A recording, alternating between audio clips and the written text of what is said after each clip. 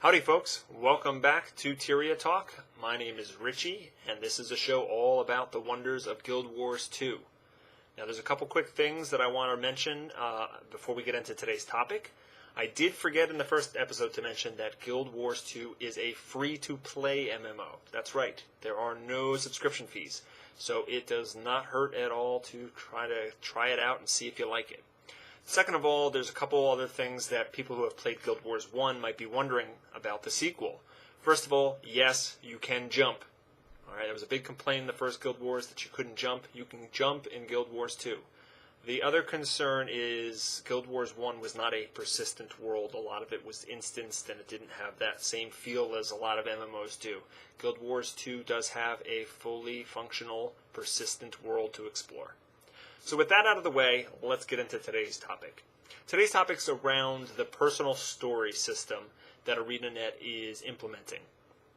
Now, in the first episode, I talked about how ArenaNet is going through great lengths to innovate and try to shake up some problems that the MMO genre has currently, and what the community just kind of accepts as part of what makes an MMO tick.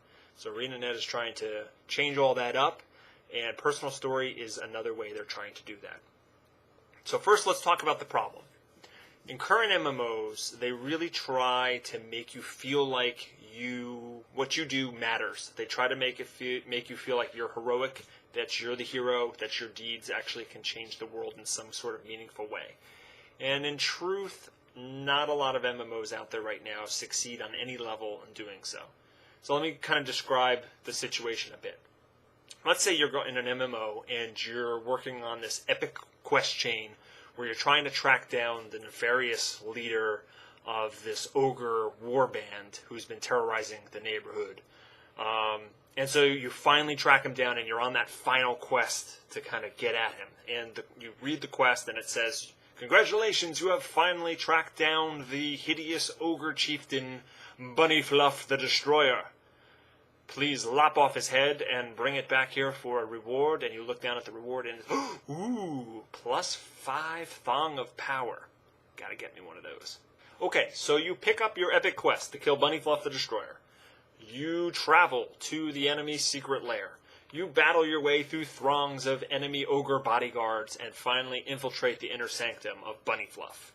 And the two of you square off to have an epic battle, back and forth. It's a tiresome melee, but finally you are victorious, and the lifeless body of Bunnyfluff the Destroyer slumps forward. You sever his head and stand in silence for a moment to bask in the glory of your victory. And suddenly the silence is interrupted, and as you spin around you realize Bunnyfluff the Destroyer is back alive, fully intact, even though you're holding his severed head right here. And before you can react, a gnome with a mohawk saunters in, casts one fireball, and kills Bunnyfluff again. He also cuts off the head, and then starts leaving the room singing, "I'm gonna get my thong, thong, thong, thong." Sorry, I'll never do that again. Actually, I probably will. But that's beside the point. The point is, you're not a hero. You just killed Bunnyfluff the Destroyer after this epic quest line, and 5 minutes later, someone else is going to do it. Again. And 5 minutes later, someone else is going to do it. And so on and so forth. This is what happens in a lot of MMOs. You're doing something that everyone else has done before, and hundreds of players will do it after you did. So that's where the personal story comes in. It's trying to tackle that kind of problem where you don't feel special and the things you do don't really matter. Now, to be fair, Guild Wars 2 isn't going to completely solve that issue. It's a more complicated and it's a bigger problem than even the personal story mechanic, which I'll get into in a minute, can even handle. The problem is, even the dynamic events I went over in the first episode, they're going to repeat. There's going to be some sort of schedule, and they're not unique. They can't make unique dynamic events. It's just impossible. To support the player base, they would need thousands upon thousands of developers constantly churning out new dynamic events, in order to make them a one-time, unique kind of thing. It just won't work. It's not practical.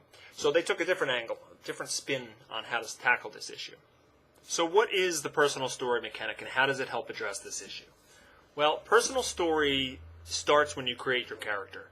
Basically what happens is you choose things like your profession your race and your name and what your character looks like, standard character creation type stuff. But then you also get asked a series of questions, and these questions help detail the background information about your character.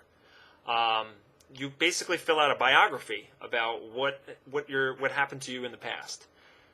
Typically, you're going to get around 10 questions. Each question might have 3 to 5 responses, so there are a lot of different combinations of answers that you can fill out. These questions might be something like, are you born into a noble birthright, or were you more of a slave or poor?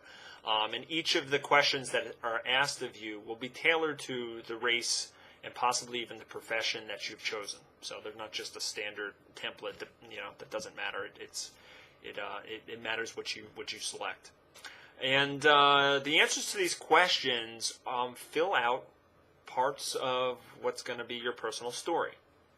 So, if you chose that you were going to be of noble birth, you're going to have things that are, related to that are going to happen to you as a result of those choices.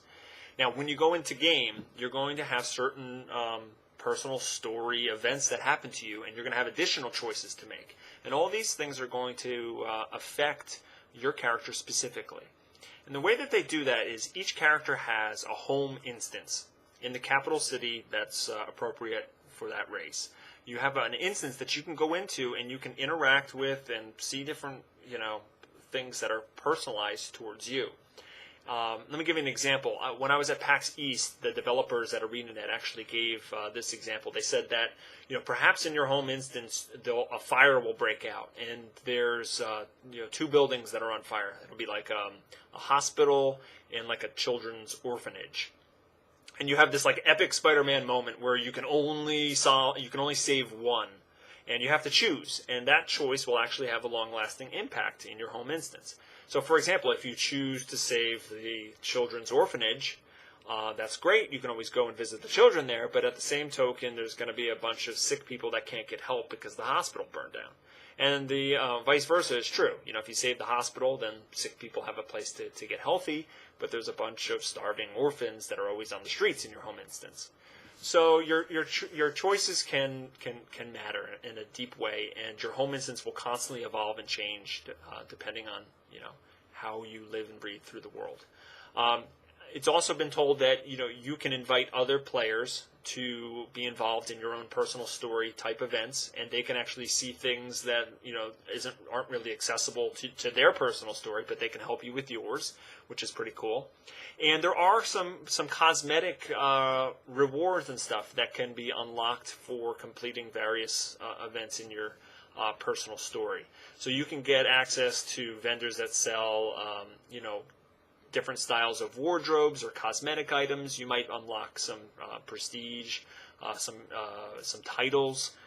They did, however, indicate very clearly that there is no way that a character can get any kind of advantage over another character by choosing certain background choices, because that would be kind of silly if like the best weapons in the game or the best powers were unlocked, based on certain choices. Then everyone would research that ahead of time, and suddenly personal stories wouldn't be really personal. Everyone would kind of have the same one. So yeah, I'm glad they're not doing that. But it's cool that you can get some cool rewards like a funny hat or just things like that, because people like those little perks to stand out. So overall, that's how they're going to kind of try to make it feel like your choices have an impact in the world, and solve that issue where MMOs feel like MMOs. And if you want to have this epic storyline where you really feel part of the story, you have to go play a single player role playing game.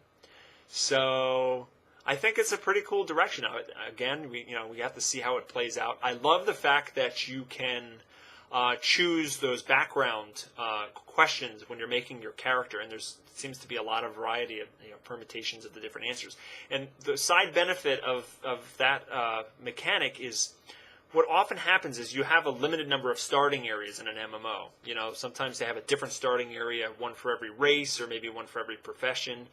But what happens is if you create multiple characters of that same race, it gets really boring really quick. You've been through all the quests, you've grinded through those low levels before, and it's kind of lame.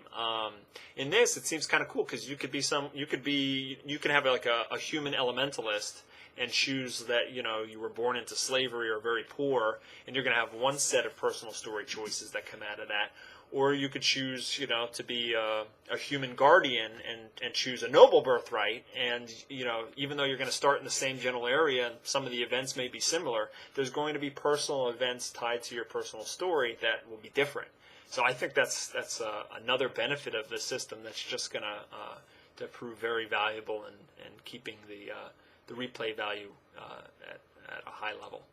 So there you have it, personal stories. If you have any questions about it or you'd like to make any comments, please fill out the comments field below.